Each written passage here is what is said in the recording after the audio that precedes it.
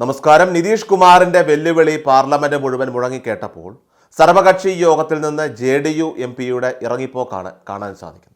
അതായത് എല്ലാം തന്നിഷ്ടപ്രകാരം നടത്തി തീർപ്പ് കൽപ്പിക്കാമെന്ന് മോദി കരുതുമ്പോൾ തന്നെയാണ് നിതീഷ് കുമാറിന്റെ JDU ഇപ്പോൾ ദിശ മാറി സഞ്ചരിക്കാനായിട്ട് തുടങ്ങിയിരിക്കുന്നത്. ഇവിടെ ഒരു രാജ്യം ഒരു തെരഞ്ഞെടുപ്പ് ചർച്ചയ്ക്കിടുമ്പോൾ അത് ഉടനടി നടപ്പിലാക്കേണ്ട എന്ന് തന്നെയാണ് JDU-വിന് ആകെ പറയാനുള്ളത്. JPC-ക്ക് വിട്ട ബില്ലിന്മേൽ കാര്യങ്ങൾ ഓരോന്നോരോന്നായിട്ട് പുരോഗമിക്കുമ്പോൾ കനത്ത തിരിച്ചടി തന്നെയാണ് ഇപ്പോൾ കേന്ദ്ര സർക്കാരിനെ സംബന്ധിച്ചും അതോടൊപ്പം തന്നെ അവരുടെ സഖ്യകക്ഷിയായിട്ടുള്ള JDU നൽകിക്കൊണ്ടിരിക്കുന്നത്. ലല്ലു പ്രസാദ് യാദവ് നിതീഷിനായി ഇന്ത്യ മുന്നണിയിലേക്കുള്ള വാതിൽ തുറന്നിട്ട സമയത്ത് തന്നെ ഇത്തരത്തിലൊരു നീക്കം അത് JDU-വിൻ്റെ ഭാഗത്തുനിന്ന് ഉണ്ടാകുമ്പോൾ മോദി, അമിത്ഷാ അടക്കമുള്ള നേതാക്കൾ ഇപ്പോൾ തിരക്കിട്ട ചർച്ചകളിലാണ്. പ്രതിപക്ഷ അംഗങ്ങളെ എല്ലാം തന്നെ കാറ്റിൽ പറത്തി വഖഫിനുള്ള അനുമതി JPC ചെയർമാൻ ജഗദംബിക പാൽ നൽകിയിരിക്കുന്ന ഒരു സമയം കൂടിയാണ്. അപ്പോൾ അത്തരത്തിലൊരു നീക്കം അത് ഈ വിഷയത്തിലും കേന്ദ്ര സർക്കാർ എടുത്താൽ തകർന്നു പോകുന്നത്, തരിപ്പണമാകുന്നത് ബീഹാറിൽ മാത്രം പച്ച പിടിച്ച് പന്തലിച്ച് നിൽക്കുന്ന JDU എന്ന പാർട്ടി തന്നെയാണ്. ആ പാർട്ടി അതോടെ പിന്നെ ഇല്ലാതെയാകും, ബീഹാറിൽ നാമാവശേഷമാകും.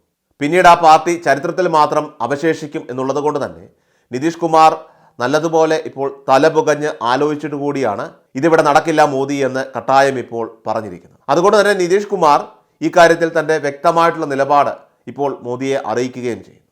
അതുകൊണ്ട് തന്നെ ഒരു രാജ്യം ഒരു തെരഞ്ഞെടുപ്പ് ബില്ലിൽ വിശദമായിട്ടുള്ള ചർച്ച വേണമെന്നാണ് JDU-വിൻ്റെ നിലപാട്.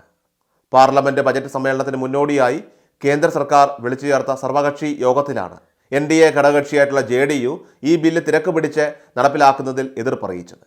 ബില്ലിൽ വിശദമായിട്ടുള്ള ചർച്ച വേണമെന്ന് JDU വളരെ കൃത്യമായി ആവശ്യപ്പെടുന്നു. പ്രതിരോധ മന്ത്രി രാജ്നാഥ് സിംഗിൻ്റെ അധ്യക്ഷതയിൽ ചേർന്ന യോഗത്തിൽ മന്ത്രിമാരായിട്ടുള്ള കിരൺ റിജിജു, അതുപോലെ തന്നെ JP നദ്ദ, അർജുൻ റാം മേഘ്വാൾ, L മുരുകൻ എന്നിവർ പങ്കെടുത്തു. പാർലമെൻറ്റിൻ്റെ ശൈത്യകാല സമ്മേളനത്തിലാണ് ഒരു രാജ്യം ഒരു തെരഞ്ഞെടുപ്പ് ബില്ല് കേന്ദ്ര സർക്കാർ അവതരിപ്പിച്ചത്. നിലവിൽ ഈ ബില്ല് ഇപ്പോൾ ജോയിൻറ്റ് പാർലമെൻ്ററി കമ്മിറ്റിയുടെ പരിഗണനയിൽ തന്നെയാണ്. ബില്ല് ധൃതി പിടിച്ച് നടപ്പിലാക്കരുതെന്നാണ് JDU ഇവിടെ ആവശ്യപ്പെട്ടിരിക്കുന്നത്. JDU-വിൻ്റെ MP ആയിട്ടുള്ള സഞ്ജയ് കുമാർ, അതുപോലെ തന്നെ കോൺഗ്രസ് നേതാക്കളായിട്ടുള്ള ജയറാം രമേശ്, കൊടിക്കുന്നിൽ സുരേഷ്, ഗൗരവ് ഗൊഗോയ്, ഇടത് MP-മാരായിട്ടുള്ള ജോൺ ബ്രിട്ടാസ്, P സന്തോഷ് കുമാർ, തൃണമൂൽ MP-മാരായിട്ടുള്ള സുധി ബന്ദോപാധ്യ, അതുപോലെ ഡയറക്ട് ഒബ്രിയൻ തുടങ്ങിയവരുമൊക്കെ തന്നെ യോഗത്തിൽ പങ്കെടുക്കുകയായിരുന്നു.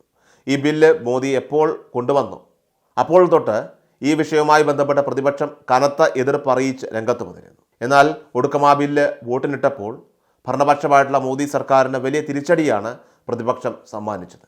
അതിനുശേഷമാണ് ഒരു രാജ്യം ഒരു തെരഞ്ഞെടുപ്പ് ബില്ല് JPC-യുടെ പരിഗണനയിലേക്ക് ഇപ്പോൾ അവരുടെ മേശപ്പുറത്തേക്ക് എത്തിയിരിക്കുന്നത്. എല്ലാ ദിവസവും വാർത്തകൾക്കായി സബ്സ്ക്രൈബ് ചെയ്യുക, ഫോളോ ചെയ്യുക. വാർത്തകളുടെ നോട്ടിഫിക്കേഷനായി ബെൽ ഐക്കൺ എനേബിൾ ചെയ്യുക. Please subscribe our channel.